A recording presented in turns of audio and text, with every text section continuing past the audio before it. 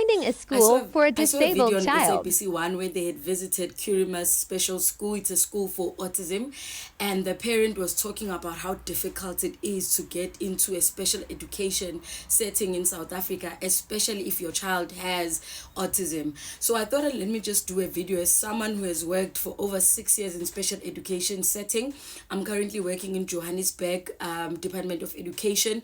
So what are some of the things that you as a parent can do to actually fast track the situation or be helped easier? So one of the first things that we need to know is that schools, as much as they are schools, like, for CAPS or the curriculum from grade R to grade 12, there are many schools that are catering for that. And for special schools, they've just built. Okay, there are other schools that have been there from 1994, but with issues on South Africa, one of the things that has caused the department or the education system for special education to actually be controlled by district was because of the issues of the past, where there weren't so many schools. Schools were segregated according to race. Kids or like kids from affluent areas could only be placed in schools that are affluent. And those findings resulted in a situation where children with lower socioeconomic status were not placed, and also there was minimal schooling, there was minimal schools available, and so there needed to be a stringent process that allows children to be placed at a special school. Also, the special schools cater for different disabilities. So there are special schools that will cater for your children with MID, moderate intellectual disability. There are schools that will cater for PID, profound intellectual disability. There are schools that will cater for autism. So your Kurimas, your Joburg School for Autism, and then there are certain schools that cater for autism and other conditions. So grouped together in one school, and that's the current move currently with inclusive education, that there's a move of creating more schools in more classes in special schools. So how do you, as a parent, especially if you're in Joburg, how do you help your child? So first of all, when a child is diagnosed with a disability in South Africa, public sector, you would have seen a speech, or you would have seen a physio, you would have seen an OT. My advice would be, have all of those records with you. Get all of those records from your Department of Health. Start early as when your child is 4 years. In fact, 3, familiarizing yourself with the diagnosis of your child. What is my child diagnosed with? What is the intellectual capacity? So intellectual capacity, what I'm talking about is that, are they MID, moderate intellectual disability? Because if that's the case, they may need to go to skills centers. If it's profound or severe intellectual disability, then they need schools that cater for SID or severe intellectual, and we are looking at schools like your Albertina Sisulus, schools that in Katlehong, there are schools that just cater for SID. Zimeleni, I can name a few. You need to know what is the diagnosis. And also, special schools are also demarcated according to, does a child have a physical disability? Does a child have, just for instance, Sibonile School for the Blind, the school in Pretoria, Printhof, they are school for the blind. That means they specialize in children with low vision and with just total blindness. We've got quite a few few schools, my dad was blind, few schools that cater for learners with blindness. So what the parent was saying that they offered school, but the schools were far. One of the reasons why the schools are far is that, for instance, Sibonile, as far as I know, is one of the few schools that cater for learners with blindness. So some children who stay in Soweto stay in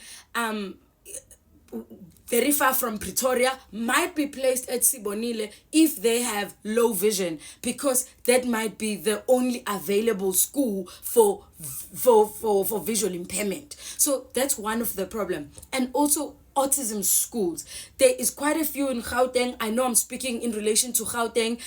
In KZN and other provinces, they might be different, but your best place to go to is your district offices, because they know, and also depending on where you stay, your demarcation where you stay actually determines which school your child might be placed at. So that's also to solve this issue of, we try to place your child but the school is very far, so we try to also place, or when the placement is happening, we try to place according to your location.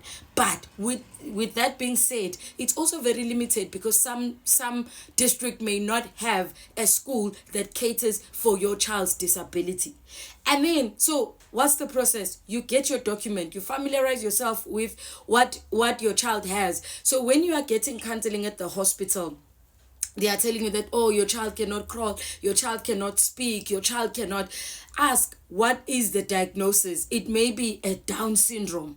Down syndrome is related to cognitive impairment. So Down syndrome, they may still need to assess the cognitive level of that child to actually say they are at this level and therefore they can need to access this type of schooling.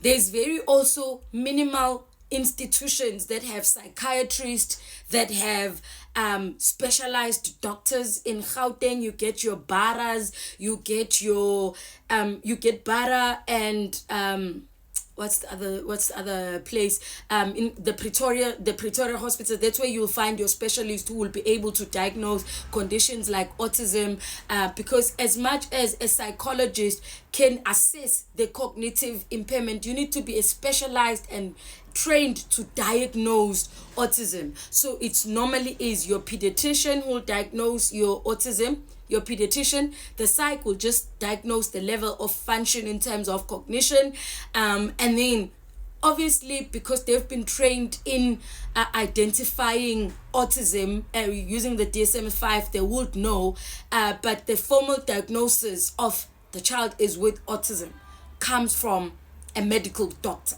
And that's one of the issues, because when a child needs to be diagnosed with autism, it takes a lot. Parents who have medical aid are able to get it a bit faster, but it's also pricey. And in the government setting, because you have to go to your first clinic and then you get referred to your hospital, where you will get your speeches, your physios, your OTs, who then pick up and say they are delayed in this and this area, they need a doctor to assess. So once you have all those documents, if you take those documents to the Department of Education, even if you don't have a psychologist, what happens is that the Department of Education has in-house psychologists who can assess. But that also means there is potentially one psychologist to 200 parents that come in and influx, but your district offices will be able to help you. I can tell you, my colleagues are working so hard to ensure that all the children that come through to them are assessed and they are placed. And once the child has an LSIN number, that's when they can be referred to a certain school. So a psychologist would say this child has a physical disability, they are also functioning at this level cognitively, and once all that is done, they can be issued with an LSIN number, which is a number that has, for instance, it will have CP 1, 2, 3, 4. I'm making an example to say this child has CP and therefore will need to go to a school. There are even schools for cerebral palsy that follow a normal curriculum where children can start from grade RR to like grade 12. I'm talking about schools like Itembelihle Elson schools, Hope School. There is a lot of schools that are special schools, but that cater for children with disabilities, but who follow a normal curriculum and end up at grade 12 level. So I understand the frustration. I know it is hard, especially with autism. It is hard. One of the other reasons that makes it hard is because most of the time autism has other co-occurring conditions, your behavioral conditions, and it's almost like it's sometimes a court case ready to happen when you place a very low functioning in terms of physical disability child with a child with autism, because a child with autism, which I've shared in my video before, may not have the skills of understanding what is appropriate in a context. So even though we are making schools, or we are opening classes in different schools, it is sometimes difficult to actually put children with